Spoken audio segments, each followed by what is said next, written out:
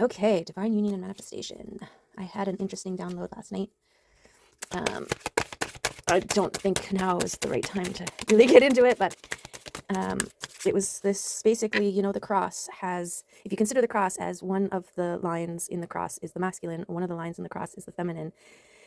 When they unite, they create this third point, the point where they intersect, the third aspect, the third element, the third thing. That's the magic. That's the manifestation. There's something about that. And then if you think back or look, Google, a lot of the crosses have a circle around it. And it's almost like the circle is focusing or pointing out or stressing that moment, that point of intersection. So that makes me think of the divine union is that point, and that's where manifestation occurs. Take that as it resonates. Okay. So there is this card. Rebirth. The energy of rebirth helps you release old things. It helps you to get familiar with everything new, thus enabling you to get used to your new reality. We all die to be reborn. This is our biggest challenge. Yeah. That's that death and rebirth, right? That's that death card, the letting something die, or the death of the old to create space and give birth to the new. So a beautiful start to this reading today.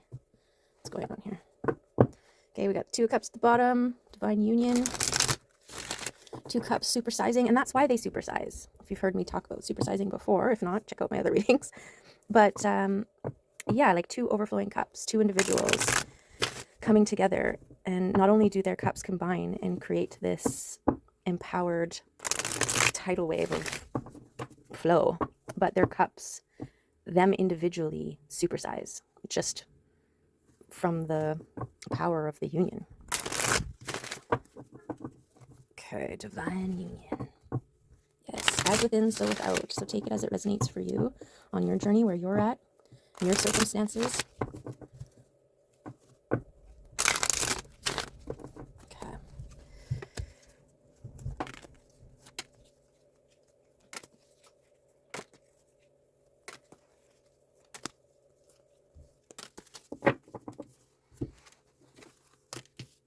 Okay, what do we get here? What do we get here?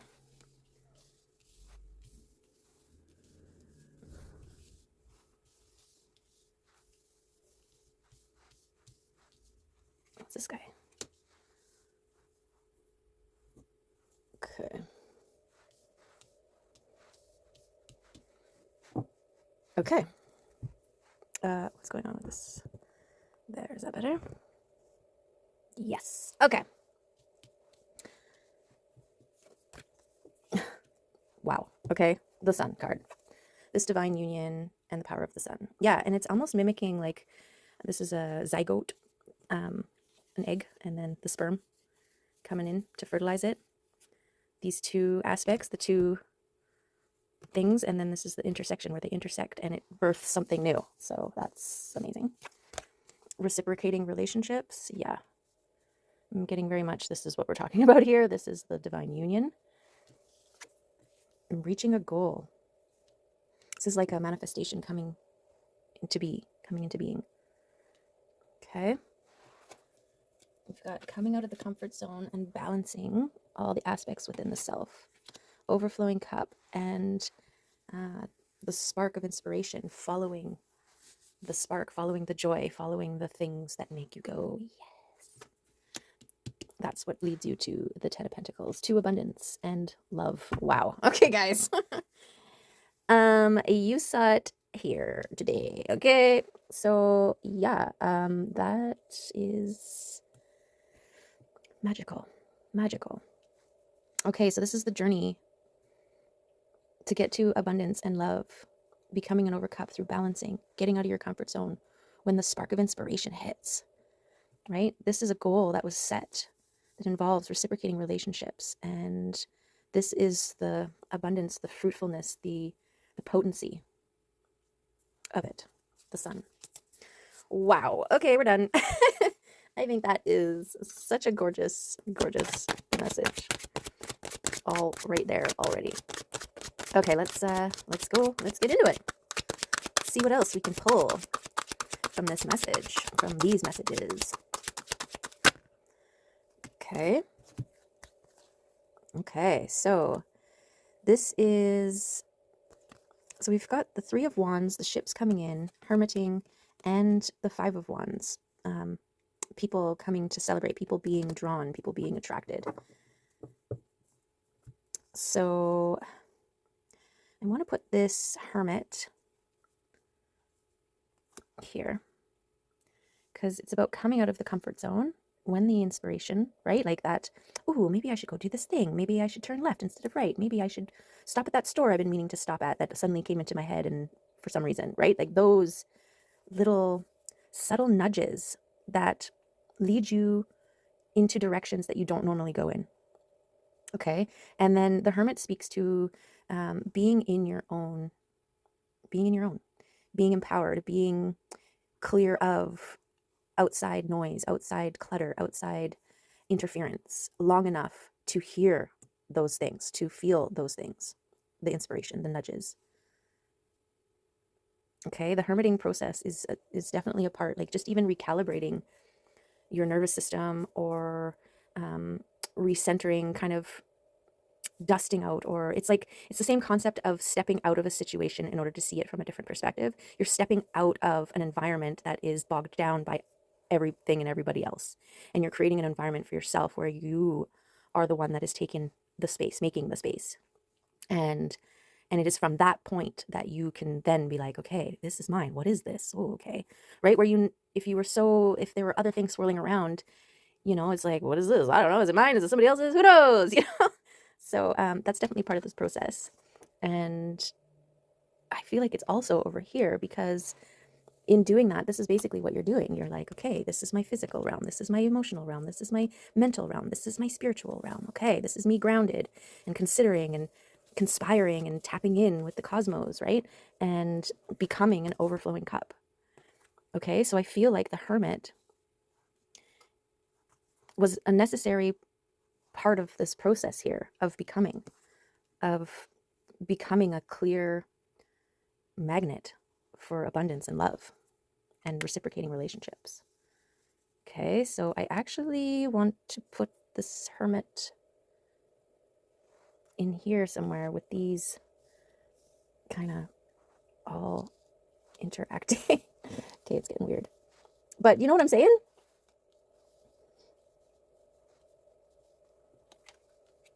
Okay. Okay. Well, then what? Then what? Okay, ships coming in and drawing in people. These are byproducts of this process, right? You create a momentum. You maintain a resonance, a frequency that starts to draw in your things and your people. Okay. Maybe it's this way. Things and the people. Because we've got love, which could be external love, like partnerships, romances, business partnerships, love affairs, all that kind of stuff. And then your ships coming in, this is your physical manifestations, right? This abundance card covers everything, the people, the things, the ancestry, the cosmos, right? But for the sake of this balancing, we'll do it like that. Okay. All right. Yes. Okay. That feels oddly right. Okay. Is there anything else here in this deck? Oops. What's this? It's Five of Pentacles. That is coming out of your lack mentality. Okay. And I think because there's two people here, I want to say maybe part of the hermiting for you was also showing you that you can do things on your own, right? Like it made me think of codependency, right? Versus the Six of Cups, which is reciprocating.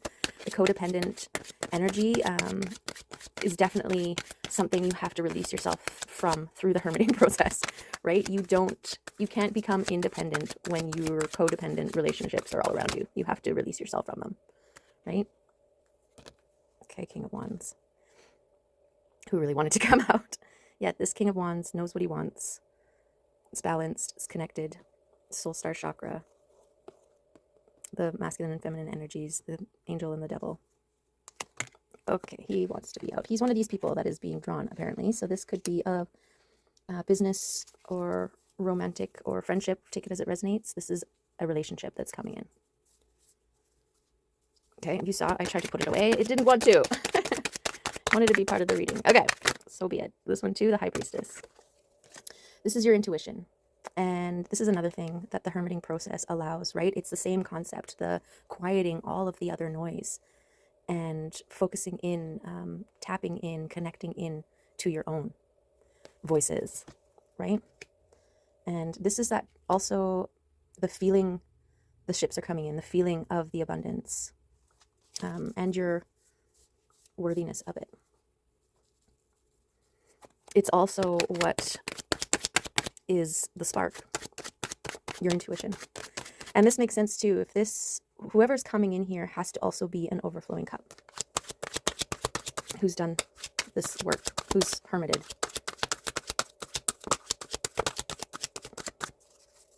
Not all your reciprocating relationships are going to be like that, but I feel like the majority of them, on one level, some level or another,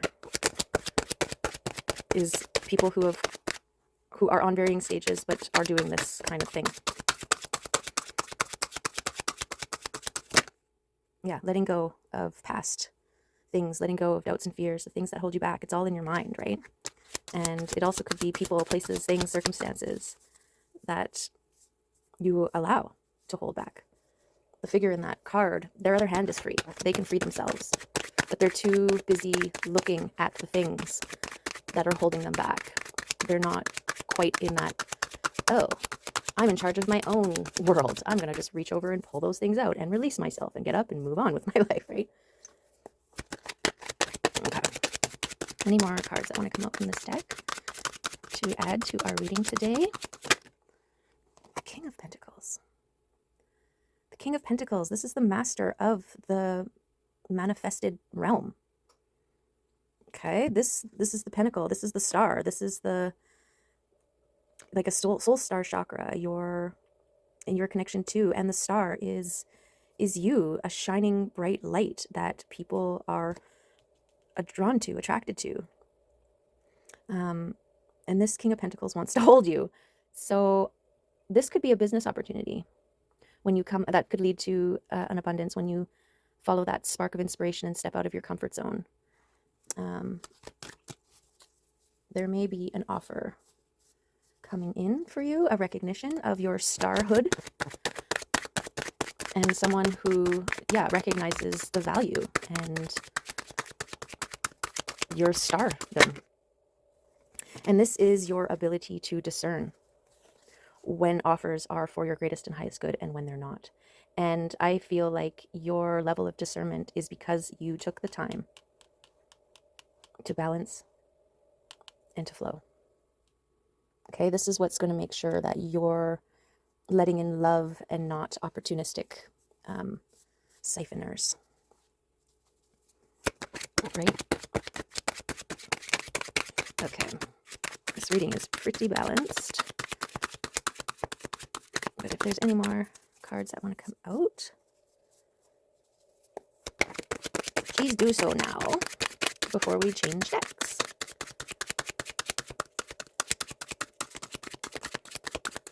Okay. Okay. Let's get a animal spirit deck from the, what is it? The unknown? The great unknown? The spirit? What is it called? Animal spirit guidebook. The wild unknown. Okay, I guess we'll just take that one. Sea serpent. Wormoroborus. Oh my goodness, this is the thing, maybe, that I was talking about at the beginning. I forget what I was talking about at the beginning now. Okay, where is it? Sea serpent. Healing emotional wounds and expressing desires. The sea serpent represents the energy of expression, whether it's emotions, creativity, sensuality, or desire. The sea serpent helps us move and direct our energy into a healthy current. When the essence of this card is in balance, we express ourselves creatively and sexually without fear or shame. We know what we desire most. Our hearts are at ease and our relationships are meaningful and enduring. We loosen the grip of self-judgment and we let the cool waters of forgiveness to heal our wounds. When the energy of the sea serpent is not yet activated, our emotions and creativity are left in the muddy waters. The current of expression stagnates in some areas of our lives, and in other places it floods. It's important to remember, no matter what Dot, dot, dot. The waters of our emotional lives look like. The sea serpent loves us just the same. Like a mother, she wraps herself around us in a gesture of protection. She supports us as we learn to express our true natures. Look, the star is born. The sea serpent and the second chakra. The subtle energies of the sea serpent occupies the area of the Svadhisthana chakra. Sadhisthana chakra, located deep within the pelvic bowl. This chakra is known as our center of creativity and desire and is associated with the water element. Svadhisthana translates as in her own abode, indicating this chakra is the home of the Divine Mother or Kundalini herself. Whoa. Whoa. Okay. Wow. Beautiful. Beautiful, beautiful messages from beyond. Release all the things that no longer serve. Have joy. Let joy be your spark. Yeah, when reciprocating relationships come in, it might be tower moments. For some of you, you've gone a long time in your life without reciprocating relationships. Everyone's always kind of trying to take a piece and hold you back, hoard you to themselves, keep you small, keep you little. It's like a shark only grows as big as the environment it lives in. So it's like you have the potential to grow into a 50-foot shark, but somebody was keeping you in a teeny tiny tank on their shelf. And by hermiting, you have pulled yourself out of that teeny tiny tank. And now you are acclimating in a giant body of water. Whether you're a freshwater fish or a saltwater fish is up to you. Okay, and remember, towers are moments in your life where there's a clear pivot, like there's a no going back moment. They also can disrupt everything, like your current way of living, your current reality, your current mindset. It's like a tower could be finding a pair of shades, and when you look through it, it removes the veil of all illusion, and suddenly you can see, right? Like after that happens, you can never go back to pretending that what you now know isn't real, right? Like, so towers can happen on many different levels. And this judgment, this is like being deemed worthy by the spirit team, by the angels, by the unseen higher frequency realms, deemed worthy to be reborn again, like a phoenix rising from the ashes. Okay, and I feel like this alchemical process is part of what overflows the cup, that death of the old to give birth to the new. Beautiful. And your hermiting is kind of like allowing the process of regeneration, of regrowth, of the birthing. I'm getting like this serpent is this safe container that you created for yourself in your hermiting moments so that you can evolve into the star that you are. Okay, you'll be recognized as this star if you haven't been already. Okay, what else we got? This goal card likes to come out a lot. It's important to set goals and reach for them. These are points of focus that you can move towards, that move you forward on your path. And it also makes it less daunting, right? Instead of looking at the place that you want to be, which can be very discouraging because it's so far away, potentially, it's about setting a goal that's more digestible, right? I'm just going to go to the left 10 minutes. Woohoo! I made that goal. Now I'm going to go straight for 10 minutes. Woohoo! Right? And then by making it fun, by setting these tiny little goals for yourself and having moments of celebration every time you reach them, before you know it, you've made a game out of this process of getting to each little checkpoint. Before you know it, you're there. And you're like, whoa, how did that happen? Because you were enjoying the journey. Okay, where's this one? Goal. Let's just put it right there. The High Priestess, yes, this is your intuition is very, very strong right now. So trust it and create environments where you can feel it, see it, interact with it, own it, claim it, nurture it. Okay. And there's the chrysalis. This is the point before you emerge as a flying star. Okay. Gorgeous.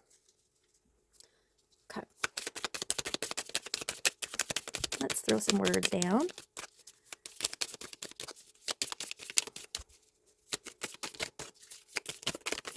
That one. Okay. Felt like a lot more. Okay. Oh, trust. Sure. Trust in me in all you do. Have the faith I have in you. Yeah. If you know the song. Trust. Yes, faith. This is what it's all about. Release the things that no longer serve. Release the old versions of self. Have the confidence in your abilities to discern, to move forward, to be. Have the confidence to be in your skin, in your vessel, in your knowing, in your intuition. Forgive those versions of yourself where you didn't know better, right? We can't move forward as an overflowing cup if we are holding resentment towards versions of ourselves from the past that did stupid things or said stupid things or made stupid mistakes or, were judged by yourself as being less than. Forgive and release. That is a heart healing process that feeds this overflowing cup. Okay? Yes, and show kindness to you and to others. Give what you want to receive. Be the change you want to see in the world. Okay, and also when you recognize, when you discern individuals that are drawn to you that aren't for your greatest and highest good, release them with kindness, right? It's not like, get away from me, you're no good for me. Now you are lowering your frequency and meeting them where they're at, right? Say thank you for being an opportunity for me to recognize and to express my truth or my knowing. Have a nice life. See you later. Bye. Or whatever. Whatever you gotta do. There's the reading, I think. Okay. Let's see if a kitty card wants to come out, because they didn't come out yesterday.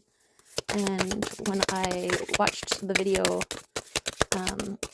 again after it was posted, I was saddened by the fact that the kitties didn't come out. Also, there was a couple cards that I wanted to move around. And it was really frustrating. Is that what it's like for you when you see a card and you want to put it somewhere else, and then I don't put it there, and then you're like, it needs to go over there. What are you doing? That's what I was doing with myself the other day. It's almost like I have to take a video of me rewatching the video and then editing myself. And it's not really editing, it's more like adding on or a different perspective, right? Like it wasn't making sense. It was more just like it could also make sense this other way. But I think that's the trick with the I have to trust that the way the messages came out are the way that they're meant to, whether I see it another way or not. And maybe part of the message is so that I am able to see it that other way, right? Like you.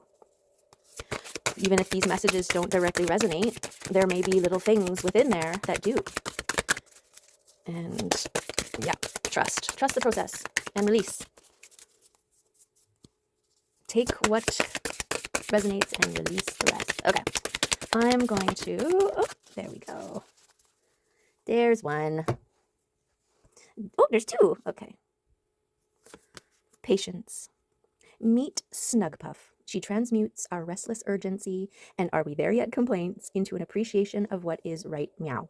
Let go of everything that will come after this moment and have faith that you are exactly where you need to be. Draw a circle around your present moment and relax into it with Snugpuff curled up on your lap. Sometimes we believe we need to be at our destination right now, and there is so much to be learned and discovered right here where we are. Let's be patient with ourselves, our loved ones, and the world around us. There is time. Beautiful.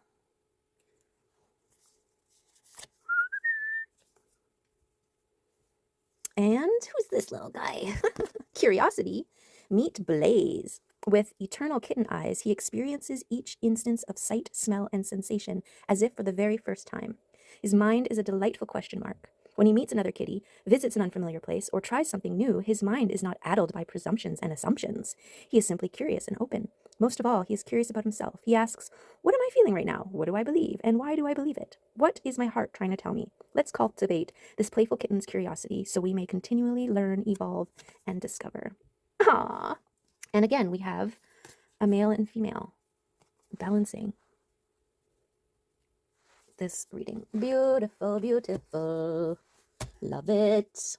Okay, well, there is the reading for today. Should we see if any angels want to bless this reading with their guidance, wisdom?